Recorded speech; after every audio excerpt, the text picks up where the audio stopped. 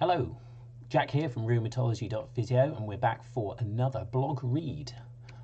Anybody who is missing the Room podcasts, apologies, we just haven't had no time for those recently, but they will be back in the new year with any luck. Should have some new topics and new guests will be appearing there, so look out for those in the new year. Just to update you, because if hopefully you are listening to this via the podcast feed, there is some of my courses in January are now sold out, so I've added a new date in March, so you can head to rheumatology.physio/courses to see those. So the blog today is called Giant Cell Arteritis. Naturally, as polymyalgia rheumatica has had some exposure over social media, giant cell arteritis came to the surface as well. In this blog, we will go over the BSR guidance for this condition and hopefully lend some understanding to clinicians who may come across it in clinic.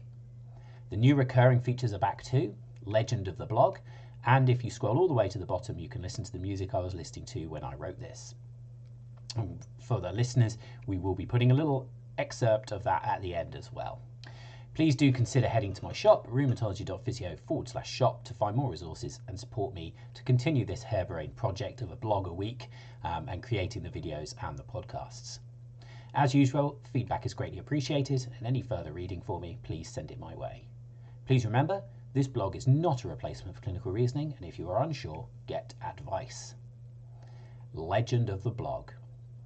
This week's legend is Claire Paling, who has written some amazing tweet threads on blood testing, which are 100% worth checking out. And to be honest, I'm annoyed that I didn't have this idea. She's done 3 separate threads, which you can find on Twitter. Just search her at Paling Claire, so that's PALINGCLAIRE, and the threads are on her feed there, really worth checking out. And do make sure you follow her after having a look at that. Another legend again next week. So on to the blog. Introduction. Giant cell arteritis, or GCA, is relatively rare, but incidence is increasing secondary to ageing populations. There are significant overlaps with polymyalgia rheumatica, PMR, and while GCA is not going to be a common occurrence in musculoskeletal or first contact practitioner clinics, it will require ruling out in PMR cases. GCA is a subset of vasculitis and involves the large and medium blood vessels such as the aortic and temporal arteries. It is a medical emergency and ideally requires specialist evaluation on the same day as presenting to the practitioner. The BSI guidance published this year is excellent and provides loads of depth. I have mostly summarised it in this blog for a physiotherapist or MSK practitioner viewpoint. Presentation. GCA is extremely rare under the age of 50 and peak onset occurs between 70 and 79 years of age. I have so far been unable to find a prevalence for men versus women, but PMR is more prevalent in women, so expect to be assessing more females for the condition than men. Symptomatic presentation is heterogeneous, and vigilance is key. We are looking for symptoms that are possibly caused by inflammation of the blood vessels. These include jaw and/or limb claudication, headache or scalp tenderness, and this is commonly present for 3 months before seeking help, visual loss or double vision, fever and/or weight loss, and polymyalgic syndrome. Features which may indicate an alternative diagnosis is more likely include neurological deficits, very severe constitutional symptoms, or local signs of ear, nose, or throat issues. Assessment. If GCA enters your differential diagnosis, then further assessment can be helpful. It is worth noting that the presence of these findings are not diagnostic, nor is the absence definitive either. Palpate the temporal arteries. And there is a tweet from Alan Taylor which is very helpful,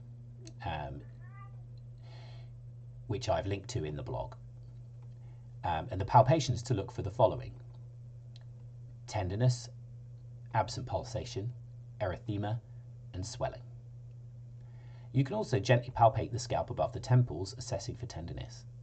Other signs of scalp tenderness are pain with hair brushing and inability to wear a hat. Blood pressure readings may be different in both arms if the peripheral vessels are involved. An assessment for polymyalgic syndrome, a masquerader of polymyalgia rheumatica but associated with the GCA, and you can find full polymyalgia rheumatica detail on the previous blog entitled Polymyalgia rheumatica, where again there is a link in the blog. Bloods. If suspicious, we are not going to be requesting bloods. However, it is worth noting that if recent blood results are available, if someone was testing for PMR, for example, then a normal ESR makes GCA much less likely. CRP may be raised, and in the full blood count, platelets may be raised. Investigation. Current gold standard is a temporal artery biopsy. This can be supplemented with ultrasound imaging of the temporal arteries and axillary arteries. Some people reading this blog will have a point of care ultrasound, which will be able to utilise this. It is outside the scope of this blog to discuss that, and I suggest specific training is required. Onward referral. As mentioned, GCA is a medical emergency and requires assessment by a specialist, ideally on the same day, but all patients should be seen within 3 days. This will usually be a rheumatologist, but in the cases of visual loss, an ophthalmologist is also necessary. Please look locally at the specific pathways for GCA. While some locations may have specific rapid access, this will mostly be via the A&E department. Practicalities. As mentioned at the start, GCA is a relatively rare condition. I expect the likely clinical reasoning process in most cases to be one of suspecting PMR, fibromyalgia, or other similarly presenting conditions in patients over 50, and ensuring ruling out of this condition. Ensuring asking about headaches, claudication and visual loss is a necessary component for the history taking. I would also advocate for having an available colleague to discuss these types of cases and ensuring you have been in touch with the local rheumatology department to understand the pathway. End.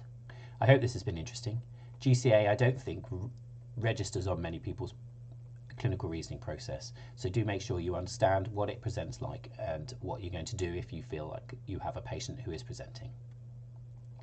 Get me any feedback you might have so that I can grow and improve, and I'll see you next time. The music choice for this blog is Enter Shikari, Satellites, and a couple of lyrics from this song are: all my limbs they ache inside, and surely all my family and my friends, my God and my ends, they cannot all be wrong, so I play along. References before we play a little excerpt of the music: Sarah Mackey et al., British Society for Rheumatology Guideline on the Diagnosis and Treatment of Giant Cell Arteritis, published in Rheumatology in 2020, and Smetana and Schmerling, Does This Patient Have Temporal Arteritis?, published in JAMA 2002. I'll leave you with the music, and I'll see you next time for the blog read. All my limbs, they ache inside, and surely all my family and my friends, my God and my ends, they cannot all be